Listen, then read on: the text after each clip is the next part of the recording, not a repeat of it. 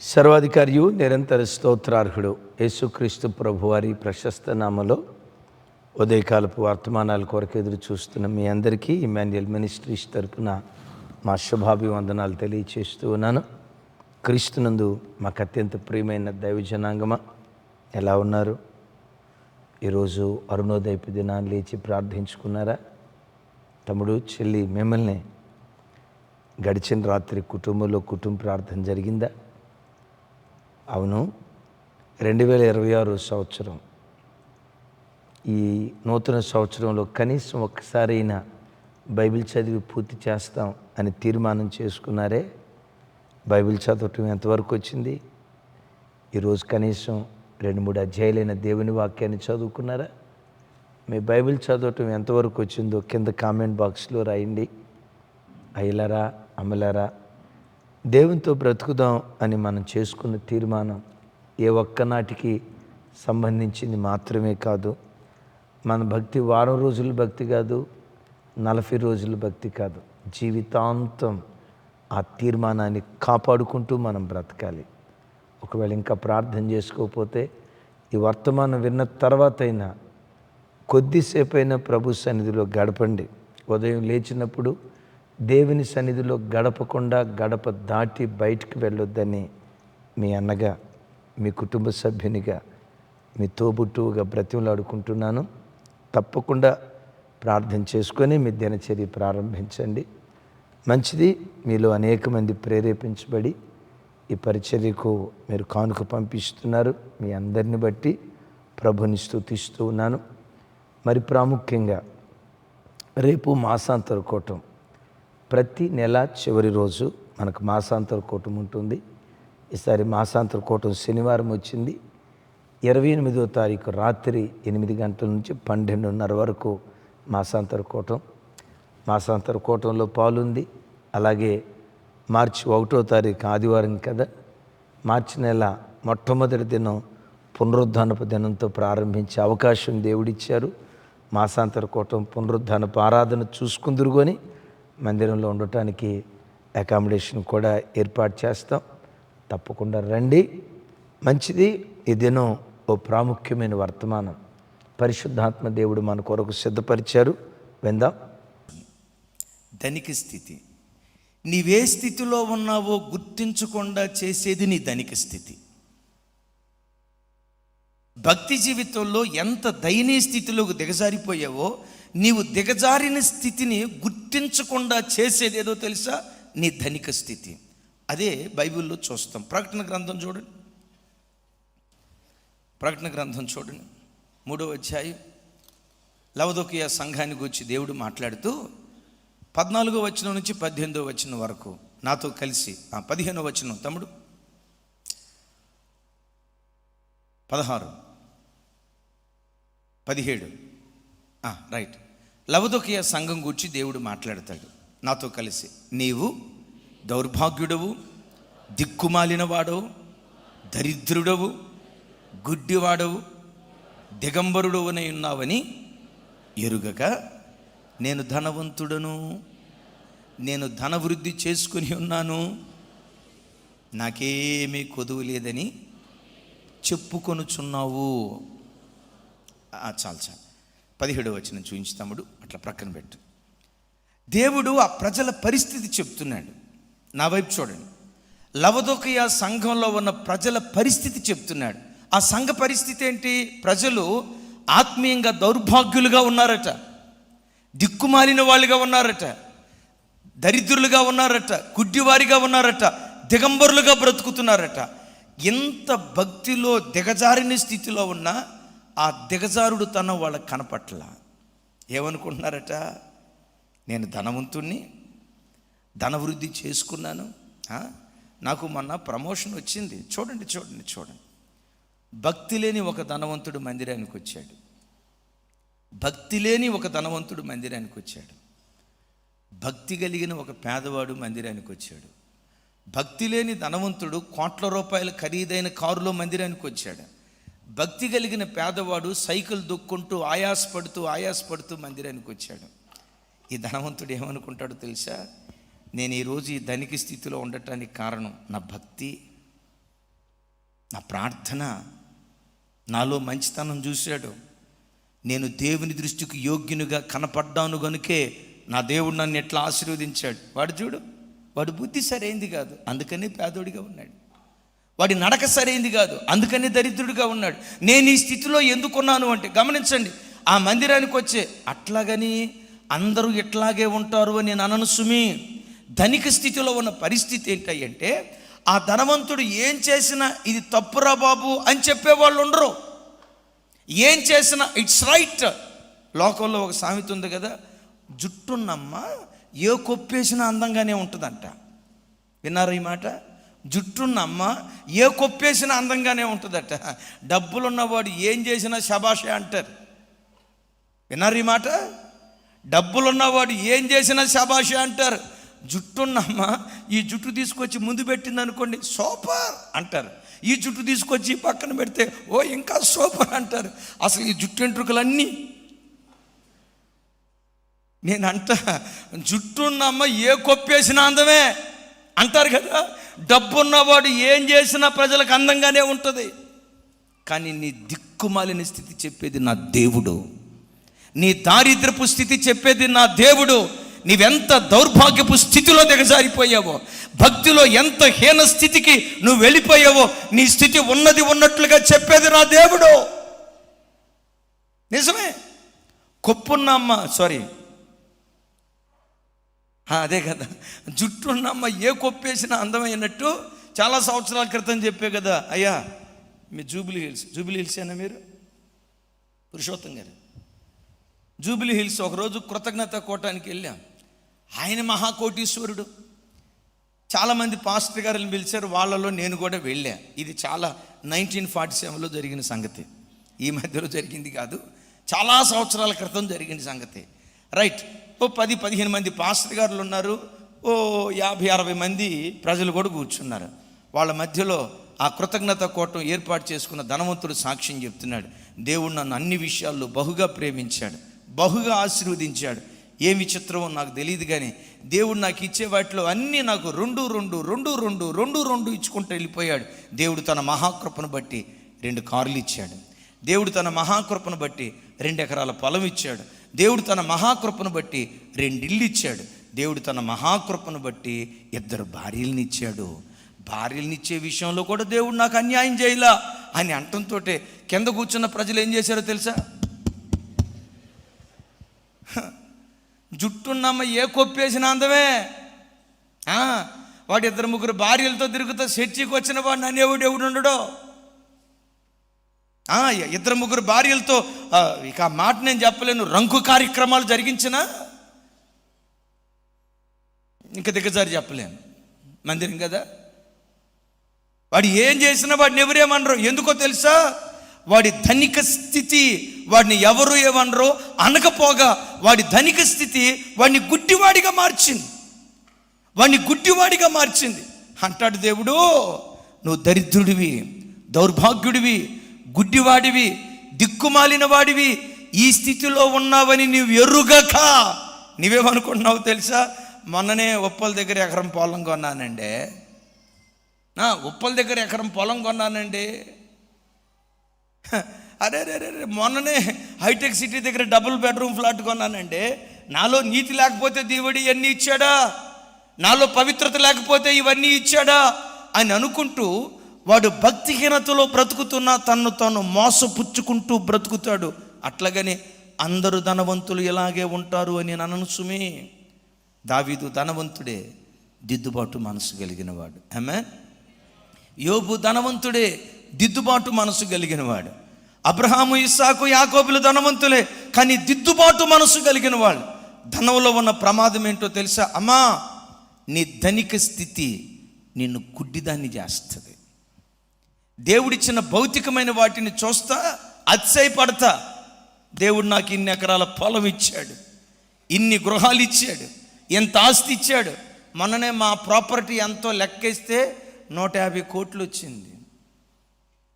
ఎంత? గుండె పట్టుకో తమ్ముడా, 150 కోట్లు వచ్చింది. 150 కోట్లు దేవుడు ఎందుకు అసలు ఇంత సంపాదన ఎందుకు ఇచ్చాడో తెలుసా? మా భక్తిని చూశాడు. ఏంటి వీళ్ళ భక్తి? ప్రతిరోజు సాయంత్రం జబర్దస్త్ షో చూడకుండా వదలరు. ఏంటి వీళ్ళ భక్తి? టీవీలో వచ్చే ఏ సీరియల్ వదిలిపెట్టరు. ఏంటి వీళ్ళ భక్తి? ఇప్పుడు బిగ్ బాస్ షో స్టార్ట్ అయిపోయింది. బిగ్ బాస్ షో ఇంటిళ్ళపాది సకుటుంబ సపరివారంగా టీవీ దగ్గర కూర్చొని చూస్తారు. ఏంటి వీళ్ళ భక్తి? టీవీలో వచ్చే ఏ సినిమా వదిలిపెట్టరు. ఏంటి వీళ్ళ భక్తి? చూడండి, ఏంటి వీళ్ళ భక్తి? వీళ్ళేమనుకుంటున్నారు? చూడు మా స్థితి ఎట్లా ఉందో. వాళ్ళ ఫోన్ ముట్టుకుంటే అన్ని సినిమాలు డౌన్లోడే కనపడతాయి. కొంతమంది ఫోన్కు లాక్ వేస్తారు. ఎందుకు లాక్? వీడు మైండ్ బ్లాక్ అయింది కాబట్టి. మైండ్ బ్లాక్ అయిన ప్రతి వాడు ఫోన్కు లాక్ వేస్తూ ఉంటాడు.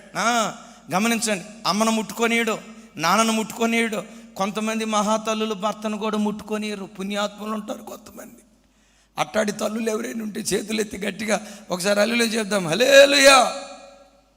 మీరు హుషారోళ్ళమ్మ, మీరు ఎందుకు చెప్తారు? చూడండి, లాక్, ప్రతిదానికి లాక్. ఏముంటుందో తెలుసా?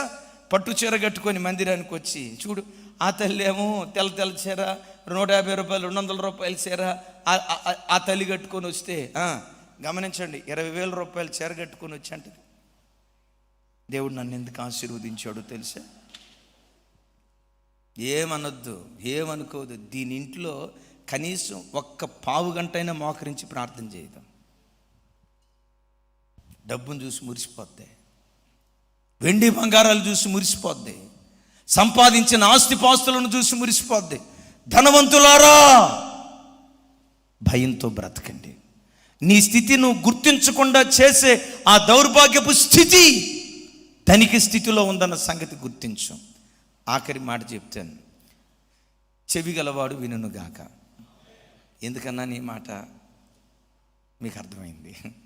అర్థం కాకపోతే నేనేం చేయలేను. సరే, ఆఖరి మాట చెప్తాను. ధనంలో ఉన్న ప్రమాదం ఏంటో తెలుసా? ధనిక స్థితి. గమనించండి, ధనిక స్థితి, ధనం పాపం కాదు, కానీ ధనిక స్థితి ఒక వ్యక్తి పాపంలో పడటానికి అవకాశాలు ఎక్కువ ఉంటాయి.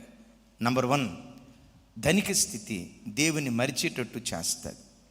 నంబర్ 2, ధనిక స్థితి విశ్వాసమందు మనలను దరిద్రులుగా మారుస్తుంది. నంబర్ 3, ధనిక స్థితి గర్విష్ఠులుగా చేస్తుంది. నంబర్ 4, నీ ధనిక స్థితి నీ స్థితిని గుర్తించకుండా చేస్తుంది. Praise the lord. రైట్, నా వైపు చూడండి. చర్చికి వచ్చారు. ధనవంతుడిని మేము తేలికగా గద్దించగలుగుతామా? పేదోడిని తేలికగా గద్దించగలుగుతామా? అమ్మా అమ్మా, నేను అన్నది వినపడినట్లేదే. నాతాను ప్రవక్తలు ఎంతమంది ఉంటారు? బాప్తిస్మం ఇచ్చి యోహాన్ లాంటి ప్రవక్తలు ఎంతమంది ఉంటారు? సరే, నాతాన్ లాంటి వాళ్ళు ఉన్నా, దావీదు లాంటి వాళ్ళు ఉండాలిగా. నా మాట అర్థం కాలేదా తల్లి? నాతాను ప్రవక్తలు అవుదామన్నా మరి దావీదులు ఉండాలిగా. ఆహాబులుంటే ఏం చేస్తాడు? హేరోదులుంటే ఏం చేయగలుగుతాడు? ఎస్, ఒక పేదవాడిని స్వతంత్రంగా గద్దించగలిగినంతగా ఓ దైవజనుడు ధనికుడిని గద్దించలేకపోతాడు.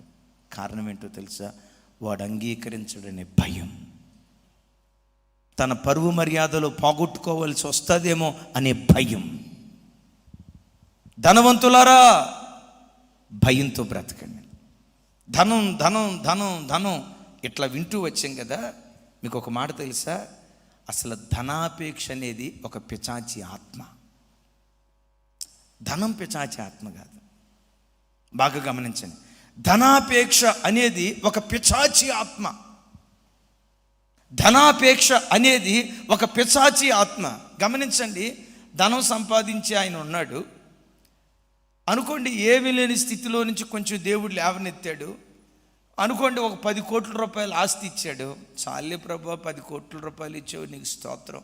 ఆ తర్వాత దీవిస్తే దీవించు, లేకపోతే ఒక ఎట్లా ఉన్నా పర్వాలేదు అని అంటాడా? 10 పక్కన ఇంకో 0 పెట్టాలా, 100 పక్కన ఇంకో 0 పెట్టాలా అని ధనకాంక్షతో రగిలిపోతూ ఉంటాడా? ధనిక స్థితికి వచ్చిన తర్వాత ధనం సంపాదించటం, ఆ ధనాపేక్ష ఒక వెర్రితనంగా నీకు మారిపోద్ది. బ్రతుకులో తృప్తి రానివ్వదు. బాగా ఈ మాట గమనించండి, బ్రతుకులో తృప్తి రానివ్వదు. ఈ ధనిక స్థితి ఏం చేస్తుంది? ఈ ధనాపేక్ష మనసు ఏం చేస్తుందో తెలుసా? ధనం సంపాదించడానికి ఎన్ని వక్రమమైన మార్గాలకైనా వెళ్ళటానికి ప్రయత్నం చేస్తుంది, ఎన్ని తప్పుడు త్రోవలకు వెళ్ళటానికైనా ప్రయత్నం చేస్తుంది, ఎంతమందిని తొక్కైనా వీడు పైకి రావటానికి ప్రయత్నం చేస్తాడు. ధనాపేక్ష అనేది ఒక పిశాచి ఆత్మ.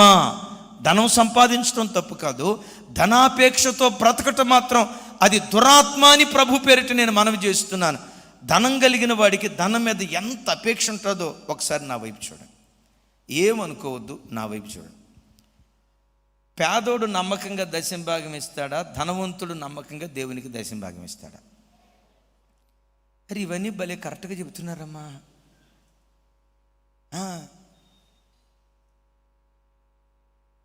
మరలా ఇంకొకసారి, పేదవాడు నమ్మకంగా తన కలిగిన దానిలో నెల నెల దశంభాగం, ఇంకా దశమ భాగానికి మించి దేవునికి ఇవ్వగలుగుతాడా? ఒక ధనికుడు దేవునికి దశంభాగం ఇవ్వగలుగుతాడా? కదా, పేదవాడు అని అంటున్నారు కదా. వీళ్ళిద్దరిలో దేవునికి స్వేచ్ఛగా ఇవ్వగలిగే అవకాశం ఎవరికి ఉంటుందో వాస్తవంగా? మరి ఎవరివ్వాలి? ఎవ్వడో. ఎందుకో తెలుసా? ఎప్పటికప్పుడు ఇక్కడ కొన్న తర్వాత అక్కడ ఇంకోటి కొందాం అంటాడు, ఇంకోటి కొందాం అంటాడు. ఇక డబ్బులన్నీ ఆటికి కట్టడానికి అయిపోయి దేవుని దగ్గరికి వచ్చేసరికి కొబ్బరి పీసు, ఫిల్ ఇన్ ద బ్లాంక్స్. అంతే. ధనికుడికి దాతృత్వం ఉండదు. ఆ దాతృత్వపు మనసు పేద బిడ్డల్లోనే ఉంటుంది.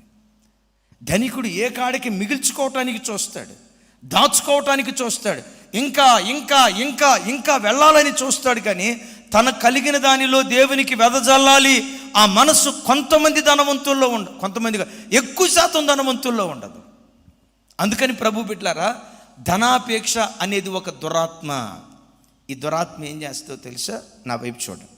ఈ ధనాపేక్ష ఏం చేస్తుందో తెలుసా? ధనాపేక్ష అనే దురాత్మ నీ దగ్గర ఎవడైనా కూలివాడి పనిచేస్తే ఆ కూలివాడికి కూలి ఇవ్వకుండా దిగబట్టేటట్టుగా చేస్తుంది నీ ధనాపేక్ష మనస్సు.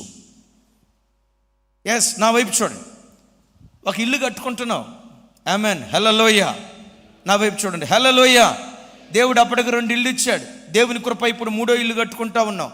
ఈ 3వ ఇల్లు కట్టుకుంటా ఉండేటప్పుడు నీ ఇంట్లో పని చేయడానికి ఒక పనివాడు వస్తాడు, మాట్లాడతాడు, అయ్యా ఈ బండ్లు వేసినందుకు 1,00,000 రూపాయలు అయితే అయ్యా, రైట్ నువ్వు స్టార్ట్ చేసా నేను ఇచ్చేస్తానంటాడు. ఏ ధనవంతుని చూసినా ఎక్కువ శాతం ఏం చేస్తారో తెలుసా? 80,000 ఇచ్చి 20,000 రూపాయలు ఎగ్గొడతాడు. ఆ ఇంట్లో పనిచేసిన కూలివాడు ఆ ఇంట్లో నుంచి ఏడ్చుకుంటూ వెళ్ళిపోతాడు.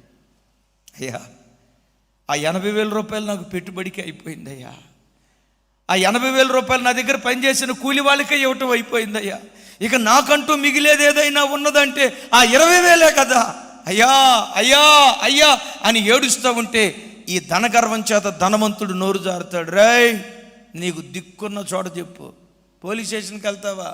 సిఐ మావాడే. బోయాజ్ ఎవరు అనుకుంటున్నావు? మావాడే. ఎవరు అనుకున్నారు? మావాడే. నీకు దిక్కున్న చోట చెప్పుకో. నీ ధనాపేక్ష కూలివాడికి కూలి ఇవ్వకుండా బిగబట్టేటట్టు చేస్తుంది. నీ ధనాపేక్ష ఇస్కరియోతు యోధాలాగా నమ్మిన వారికి కూడా నమ్మక ద్రోహం చేయటానికి వినుతి నీకు. నీ ధనాపేక్ష 3వ మాట చూడండి, అబద్ధములాడి భాగ్యవంతులు అవటానికి ప్రయత్నం చేస్తుంది. గెహజీ ఎక్కడికి వెళ్ళావు? ఎక్కడికి వెళ్ళలేదయ్యా, నీ దగ్గరే ఉన్నా అంటాడు. నా ఆత్మ, తమ్ముడు తర్వాత మాట, నా ఆత్మ నా ఆత్మ నా ఆత్మ. చివరికి ధనాపేక్ష ఏం చేస్తో తెలుసా?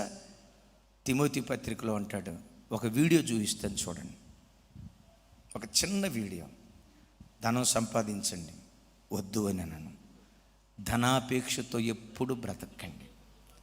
ధనాన్ని ఎప్పుడు తల మీద ఉంచుకోకండి. ధనం ఎప్పుడు నీ కాళ్ళ కిందే ఉండాలి. దేవుడొక్కడే నీ తల మీద ఉండాలి. దేవుడొక్కడే నీ తల మీద ఉండాలి. ధనపు స్థానం నీ పాదాలు అని వాక్యం సెలవిస్తుంది. బైబిల్లో చూస్తాం కదా, అపోస్తులు స్థిరాచర ఆస్తులు అమ్మి ఎక్కడ పెట్టారట?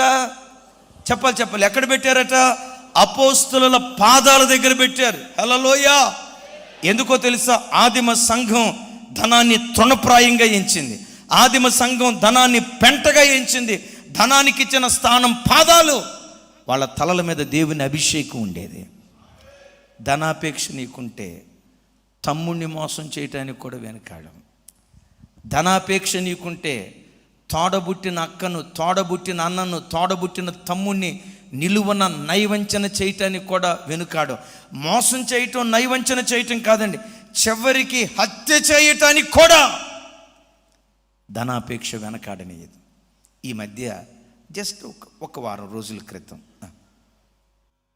అన్నదమ్ముల బంధం ఆర్థిక సంబంధమైన కుటుంబ కలహాలతో తమ్ముని హత్య చేశాడో అన్న వెంకటేశ్వర్లు కారుతో ఢీకొట్టి చంపిన ఘటన ప్రకాశం జిల్లా త్రిపురాంతరం సమీపంలో జరిగింది.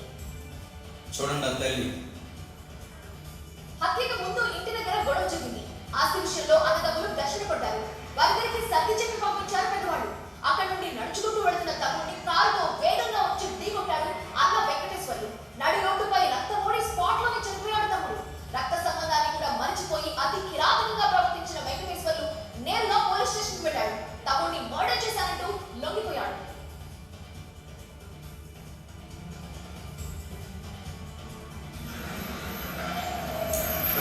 ఆ తల్లి చూడండి,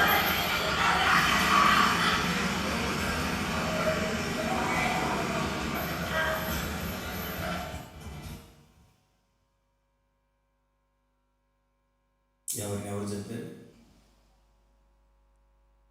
తమ్ముణ్ణి అన్న అన్న అన్న దేనికోసం?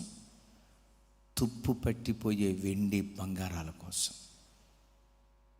ఆ ధనాపేక్ష నీ చేత ఎంత నీచమైన పనైనా చేస్తుంది. అందుకని యాకోబు భక్తుడు అంటాడు కదా, ధనవంతులారా మీ మీదకు రాబోయే ఉగ్రత విషయంలో మీరు జాగ్రత్త. ఇదిగో ధనవంతులారా, మీ మీదకు వచ్చేది ఉపద్రవములను గూర్చి ప్రలాపించి ఏడువుడి. మీ ధనము చెడిపోయాను, మీ వస్త్రములు చెమట కొట్టి బీరువా నిండా బట్టలు ఉన్నాయిగా, 20, 30, 40, 50 జతలు ఉన్నాయి కదా అంటాడు. మీ వస్త్రములు చెమ్మగొట్టి ఉన్నవాయను, నీ ధనము చెడిపోయాను. ధనవంతులారా, మీ మీదకు వచ్చేది ఉపద్రవం గూర్చి జాగ్రత్త పడుడి. ధనవంతుడి మీదకి ఏమొస్తుందట? అట్లాగని అందరి ధనవంతులు అట్లా అయిపోతారని నేను చెప్పట్లేదు. అందుకనే అపోస్తుడైన పౌలు వారు తిమోతితో అంటాడు, యెహమందు ధనవంతులైన వారు అస్థిరమైన ధనమయందు నమ్మిక ఉంచక. ఏటి మీద? యెహమందు ధనవంతులైన వారు గర్విష్ఠులు కాక అస్థిరమైన ధనమయందు నమ్మిక ఉంచక సుఖముగా అనుభవించుటకు సమస్తమును ధారాళముగా దయచేయు దేవుని యందే నమ్మిక ఉంచుడి. తప్పట్లు కొడుతూ ఆయనకి స్తోత్రాలు చెప్దా. ఆమెన్. రైట్, ఆమెన్ చెప్దాం. Amen, amen. యెహమందు ధనవంతులైన వారు గర్విష్ఠులు కాక. అంటే ధనవంతుడు ఏమైపోయే ప్రమాదం ఉంది? చెప్పకనే చెప్తుంది కదా. ధనవంతుడు దేని మీద నమ్మిక ఉంచుతాడు? ధనం మీద నమ్మిక ఉంచుతాడు. అంటాడు, యెహమందు ధనవంతులైన వారు గర్విష్ఠులు కాక వాటి యందు నమ్మిక ఉంచక సమస్తమును ధారాళముగా దయచేయు దేవుని యందే నమ్మిక ఉంచి కలిగిన కొంచెంలో భక్తిగా బ్రతుకుదాం. యేసు నామం పేరిట పరలోకానికి వారసులుగా మనం మార్చబడదాం, పరలోకానికి యోగ్యులుగా మార్చబడదాం. తుప్పు పట్టిపోయే వెండి బంగారాలు కోట్లు సంపాదించి పరలోకాన్ని పోగొట్టుకుంటే ఇంతకు మించిన దౌర్భాగ్యపు స్థితి క్రైస్తవుడికి మరొకటి ఏదైనా ఉందా? యేసయ్య అంటారు, ఒకడు లోకమంతా సంపాదించి లోకమంతా సంపాదించి తన ఆత్మను నరకానికి అప్పగించుకుంటే వానికి ఏమి లాభం? ఒక మాట అడుగుతాం, ప్రభా మీరు కనికరించే రోజు నాకు ఇచ్చేవి ఇవ్వండి. నేను బ్రతకటానికి లోకంలో ఏది నాకు తక్కువ చేయరు, నాకు ఆ సంగతి తెలుసు. కానీ ఒకటి అడుగుతాను, ఇక్కడ కళ్ళు మూస్తే పరలోకంలో కళ్ళు తెరిచే భాగ్యం నాకు దయచేయి. నేను నా కుటుంబం పరలోకంలో కనపడే కృప మాకు దయచేయి. మా ఇల్లంతా పరలోకంలో ఉండాలి. అట్టి కృప దేవుడు మనందరికీ దయచేయును గాక.